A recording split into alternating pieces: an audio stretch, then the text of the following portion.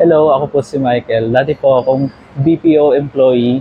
So ngayon, nagnenegosyo na po ako. Si showmaking po, kumikita na po siya ng 400. Pero showmaking lang kasi yung merong 4 flavors, tapos 5 pieces. And compared sa price range ng competitor, mas abot kaya talaga yung sa showmaking. Ang best seller namin dito sa siomai is yung Hong Kong siomai. Kung gusto siya ng mga customer. Tapos followed closely ng Japanese siomai. Nag-start kami noong December 2022. Ngayon, after almost 1 year and 3 months, nanganak na siya.